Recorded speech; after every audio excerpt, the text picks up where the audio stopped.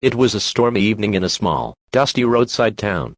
The kind of place where the neon glow of a half-broken sign was the only thing that cut through the darkness. The bar at the corner, Jack's Roadhouse, was filled with the usual crowd: truckers, bakers, and men who carried the weight of the world in their shoulders and drowned it in cheap whiskey. At one of the dimly lit tables sat a woman named Mary. She wasn't dressed to impress: no fancy clothes, no jewelry, no makeup. Just a faded blouse and jeans, her hair tied back in a loose braid. She had walked in quietly, trying not to draw attention. Life hadn't been kind to her lately. She was a single mother, working 2 jobs, just to put food on the table for her little boy, and tonight she had come here not to drink, but simply because it was warm, and she needed a moment of quiet away from her never-ending struggle. But quiet rarely lasted long in this place. The doors burst open, and in roared a group of leather-clad bikers. Their boots thundered against the wooden floor, their laughter crude and sharp. Most people in the bar avoided their eyes. These men weren't evil, but they thrived on dominance, on showing that they owned whatever room they walked into. Mary kept her head down, staring at the glass of water in front of her. She didn't want trouble. But trouble has a way of finding those who want it the least. One of the bikers, a tall man with scars down his cheek and a sneer that curled like smoke, noticed her. He walked over, heavy hands slamming onto her table. "Well, what do we have here?" A sweet little mouse sitting all alone. Mary forced a polite smile. "I'm just here to rest a bit. Not looking for company." But the man chuckled. "Oh, I think you are." And before she could move, he grabbed the front of her blouse, tugging at the fabric. The room went still. Mary gasped, clutching at his wrist, but he was stronger. With a swift, brutal motion, he yanked, and the fabric tore. The sound of ripping cloth cut through the silence like a blade. For a moment, Mary froze in humiliation, trying desperately to cover herself. But what happened next turned the entire bar into stone. On her shoulder, revealed beneath the torn blouse, was a tattoo. Not just any tattoo, but the unmistakable emblem of the United States Marine Corps. The eagle, globe, and anchor. Bold. Proud. Permanent. The biker's sneer faltered. The men around him, once jeering, now exchanged uneasy glances. The whole bar seemed to hold its breath. Mary's eyes burned with unshed tears, but her voice came out steady.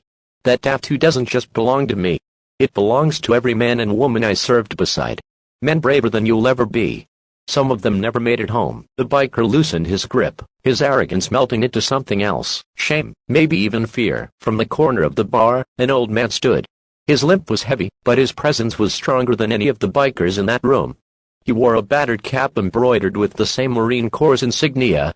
His voice was gravel, but it carried weight. "She's one of us." The words rippled through the silence, and suddenly, the atmosphere changed. One by one, people in the bar, truckers, strangers, even a few quiet veterans who had never spoken of their past, stood taller. A few nodded at Mary, their eyes filled with respect. The biker stepped back, muttering, "I didn't know." Mary straightened, holding her torn blouse together. For the first time in years, she wasn't just the tired single mother, the woman scraping by. She was a Marine. And in that moment, she stood unbroken. The old veteran crossed the room, and placed a gentle hand on her shoulder.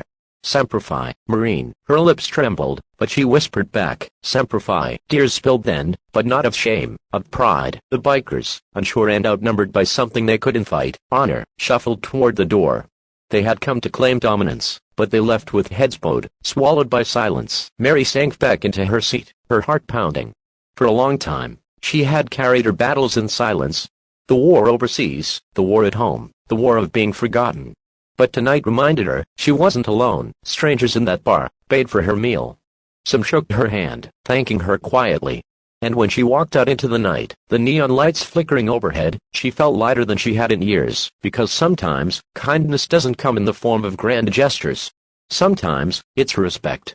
Sometimes, it's the silent strength of strangers standing up with you. And that night, in a roadside bar, a torn shirt revealed not weakness, but the courage of a Marine who had never truly stopped fighting. So if you ever see someone carrying invisible scars, remember Mary's story. A simple woman to the world, but a warrior in truth.